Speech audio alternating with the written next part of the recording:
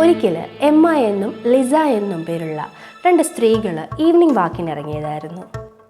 അവർ സ്ഥിരമായി പോവാറുള്ള വഴിയായിരുന്നു അത്. പെട്ടെന്ന് ഒരു കാറിൽ ഒരു വൃദ്ധൻ വന്ന് ഒരു അഡ്രസ്സ് കാണിച്ചു കൊടുത്തു. അവർ ആ അഡ്രസ്സിലേക്ക് പോവേണ്ട വഴി വൃദ്ധന് തിരിച്ചു പറഞ്ഞു കൊടുത്തു. പക്ഷേ ഈ വൃദ്ധൻ ഈ സ്ഥലത്ത് പുതിയതായിരുന്നു. അയാൾക്ക് ഈ നാട്ടിലെ വഴികളൊന്നും അറിയില്ലായിരുന്നു. സോ ആ വൃദ്ധൻ എമ്മയോടും ലിസയോടും ഒന്ന് റിക്വസ്റ്റ് ചെയ്യുന്നു, ഈ നാട്ടിലെ വഴികളൊക്കെ ഒന്ന് കാണിച്ചു തരുമോ എന്ന്. ഒരു വൃദ്ധൻ, അയാൾ ഈ നാട്ടിൽ പുതിയതായിരുന്നു, മാത്രമല്ല അയാൾക്ക് ഈ സ്ഥലത്തെ വഴികളൊന്നും അറിയില്ലായിരുന്നു.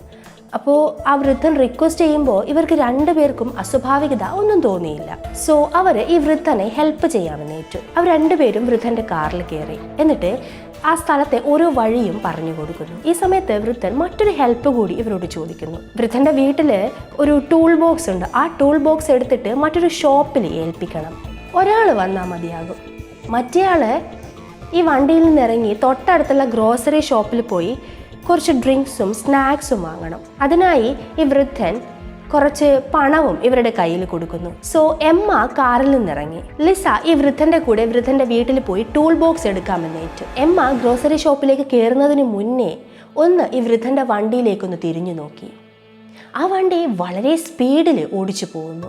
മാത്രമല്ല അതിനകത്ത് നിന്ന് ലിസയുടെ അലറിക്കരച്ചിലും കേൾക്കുന്നുണ്ട്. എമ്മയ്ക്ക് പിന്നെ എന്ത് ചെയ്യണമെന്നറിയില്ല. അവള് ആ നാട്ടുകാരെയൊക്കെ വിളിച്ചുകൂട്ടി വിവരം പോലീസിനെ അറിയിക്കുന്നു. Welcome back to my channel. My name is June. Welcome to the story.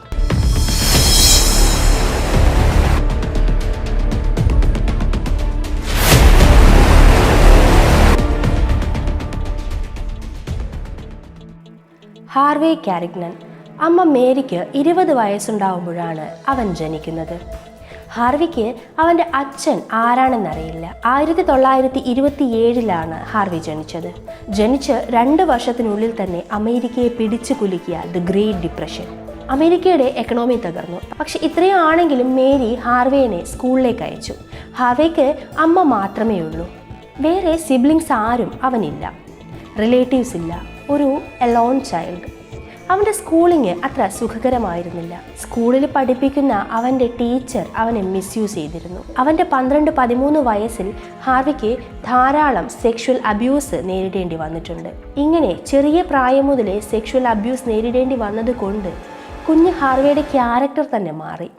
അവനൊരു മൃഗമായി മാറി. പഠിത്തം കഴിഞ്ഞ് 21 വയസ്സിൽ ഹാർവേ US ആർമിയിൽ ജോയിൻ ചെയ്തു.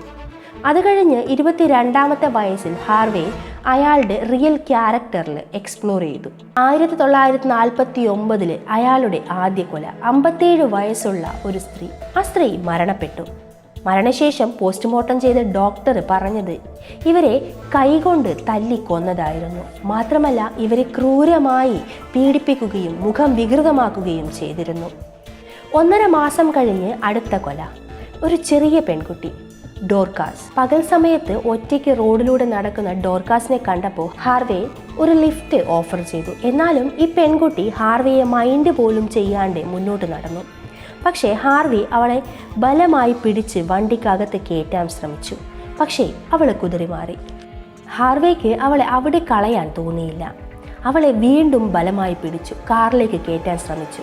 പക്ഷേ ഈ പെൺകുട്ടി അവൾക്ക് പറ്റാവുന്നത്ര ശക്തിയിൽ റിയാക്ട് ചെയ്തു. അവൾ ഹാർവേയുടെ കൈകളിൽ നിന്നും ഓടിപ്പോയി. നേരെ എത്തിയത് ഹോസ്പിറ്റലിലേക്കായിരുന്നില്ല, പോലീസ് സ്റ്റേഷനിലേക്കായിരുന്നു.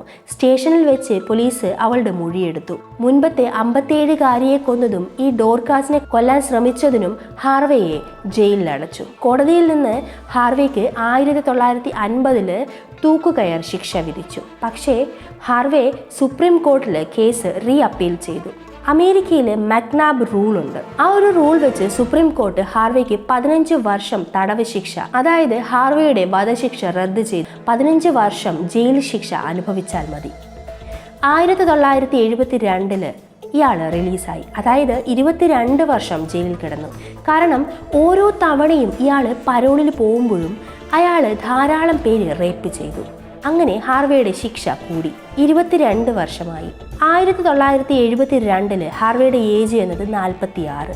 ജയിലിൽ നിന്ന് റിലീസ് ചെയ്തതിനു ശേഷം ഹാർവേ ഷെയ്ല മോറൻ എന്ന സ്ത്രീയെ മീറ്റ് ചെയ്തു.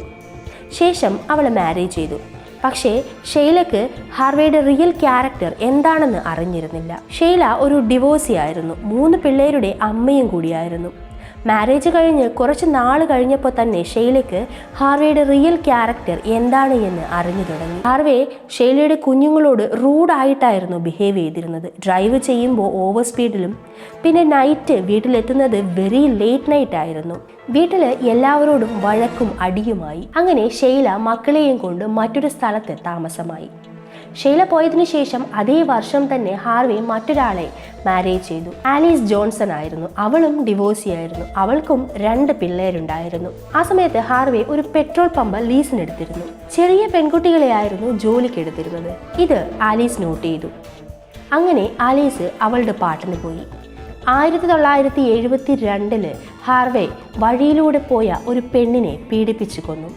പക്ഷേ പോലീസിന് പ്രതിയെ കണ്ടുപിടിക്കാനായില്ല. ഏകദേശം 8 മാസം കഴിഞ്ഞപ്പോൾ 1973 ഹാർവേ ഒരു ന്യൂസ് പേപ്പറിൽ ആഡ് ഇടുന്നു. തൻ്റെ പെട്രോൾ പമ്പിലേക്ക് ജോലിക്ക് ആളെ ആവശ്യമുണ്ട് എന്നായിരുന്നു ആ ആഡ്. ഈ ആഡ് കണ്ടിട്ട് കാത്തി എന്ന 15-കാരി ഹാർവേയെ കോൺടാക്ട് ചെയ്യുന്നു. ആക്ച്വലി ഈ ജോലി കാത്തിക്കായിരുന്നില്ല ആവശ്യം, അവളുടെ ബോയ് ഫ്രണ്ടിനായിരുന്നു. പക്ഷേ കോൾ അറ്റൻഡ് ചെയ്ത ഹാർവേ കാത്തിക്ക് ഒരു ഓഫർ കൊടുക്കുന്നു, പെട്രോൾ പമ്പിലെ ജോലി. മാത്രമല്ല അവളുടെ സ്കൂൾ അഡ്രസ്സും വീട് അഡ്രസ്സും ഒക്കെ വാങ്ങിയെടുക്കുന്നു. ഇപ്പോൾ ജോബ് ചെയ്യാൻ ഇൻട്രസ്റ്റ് ഇല്ലെങ്കിൽ സ്കൂൾ വെക്കേഷനിൽ ജോയിൻ ചെയ്യാനായിരുന്നു ഇയാൾ പറഞ്ഞത്. ബട്ട് അതിനു മുൻപ് ഹാർവേയെ മീറ്റ് ചെയ്ത് ഒരു അപ്ലിക്കേഷൻ ഫോം സൈൻ ചെയ്യണമെന്ന് പറയുന്നു. കാത്തി അതിന് സമ്മതിച്ചു. പക്ഷേ അവളുടെ അമ്മയ്ക്ക് ഇത് സമ്മതമായിരുന്നില്ല. കാരണം ഏകദേശം 8 മാസം മുന്നേ ഒരു പെണ്ണിനെ റേപ്പ് ചെയ്ത് കൊന്ന കേസും അന്വേഷണവുമൊക്കെ അവളുടെ അമ്മ കേട്ടിട്ടുണ്ട്. കാത്തിയുടെ കാര്യത്തിൽ അമ്മ അത്രയും കൺസേൺഡ് ആയിരുന്നു. നെക്സ്റ്റ് ഡേ കാത്തിയുടെ സ്കൂൾ കഴിഞ്ഞതും അവളെ വെയിറ്റ് ചെയ്ത് ഹാർവേ സ്കൂളിലുണ്ടായിരുന്നു. കാത്തിയോട് ഹാർവേ സ്വയം പരിചയപ്പെടുത്തി, സംസാരിച്ചു. കാത്തി തൻ്റെ അമ്മയ്ക്ക് ഈ ജോബിന് പോകുന്നത് ഇഷ്ടമല്ല എന്നൊക്കെ അറിയിക്കുന്നു. പക്ഷേ ഹാർവേ വിട്ടില്ല. തൻ്റെ വീട്ടിലും പെൺകുഞ്ഞുങ്ങളും അമ്മയോട് ഞാൻ സംസാരിക്കാമെന്നും പറയുന്നു. സോ കാത്തിയെയും കാറിൽ കയറ്റി അവളുടെ അമ്മയെ കാണാനായിട്ട് പോകുന്നു. അതിനുശേഷം കാത്തിയെ ആരും കണ്ടിട്ടില്ല. കാത്തിയുടെ മിസ്സിംഗ് കേസിൽ പോലീസിൻ്റെ ഫസ്റ്റ് സസ്പെക്ട് ലിസ്റ്റിൽ ഉണ്ടായിരുന്നത് ഹാർവേ തന്നെയായിരുന്നു. എന്നാൽ ഹാർവേ ഈ കേസിൽ നിന്ന് ഈസി ആയിട്ട് എസ്കേപ്പ് ചെയ്തു. കാരണം ഹാർവേ പറഞ്ഞത് താൻ കാത്തിയെ കണ്ടിട്ടേ ഇല്ല എന്നാണ്. 1973 കാത്തി മിസ്സിംഗ് ആയി. കൃത്യം 1 മാസം കഴിഞ്ഞ് 2 പിള്ളേർ ബൈക്കിൽ റൈഡ് ചെയ്യുന്നതിനിടയിൽ അഴുകിയ ഡെഡ് ബോഡി കാണുന്നു. ഡെഡ് ബോഡി ഒരു സ്ത്രീയോ പുരുഷനോ എന്ന് തിരിച്ചറിയാൻ പോലും പറ്റാത്ത വിധം അഴുകിയിരുന്നു. ഡീറ്റെയിൽ ടെസ്റ്റിൽ അത് മിസ്സിംഗ് ആയ കാത്തിയുടെ ബോഡിയാണെന്നറിയുന്നു. ഈ കേസ് നാട്ടിൽ സ്പ്രെഡ് ആവുന്നതിന് മുന്നേ തന്നെ ഹാർവേ നാട് വിട്ടു. മിന്നാപോളിസിലെത്തി. ഹാർവേയുടെ ഒട്ടുമിക്ക കൊലകളും നടത്തിയിരുന്നത് ഇവിടെ വെച്ചായിരുന്നു. ഇയാളുടെ മെയിൻ ടാർഗറ്റ് എന്ന് പറയുന്നത് ഹിച്ച് ഹൈക്കേഴ്സ് ആയിരുന്നു, especially lady hitch hikers. Harvey ഈ സമയത്ത് പല തവണ ഹൈവേസിലൂടെ വണ്ടി ഓടിച്ച് അങ്ങോട്ടും ഇങ്ങോട്ടും പോകും. ഏതെങ്കിലും ഒരു ലേഡി ഹിച്ച് ഹൈക്കേഴ്സ് ലിഫ്റ്റ് ചോദിച്ചാൽ ലിഫ്റ്റ് ഓഫർ ചെയ്യുകയും ചെയ്യും. അങ്ങനെ അവരെ ക്രൂരമായി പീഡിപ്പിച്ചു കൊല്ലും. ബട്ട് പോലീസിന് ഡെഡ് ബോഡീസ് മാത്രമായിരുന്നു കിട്ടിയത്. മരണപ്പെട്ടവർ ആരാണ് എന്ന് കണ്ടുപിടിക്കാൻ പോലും കഴിഞ്ഞില്ല. എല്ലാ വിക്ടിംസും മരണപ്പെട്ടത് ഒരേ തരത്തിലായിരുന്നു.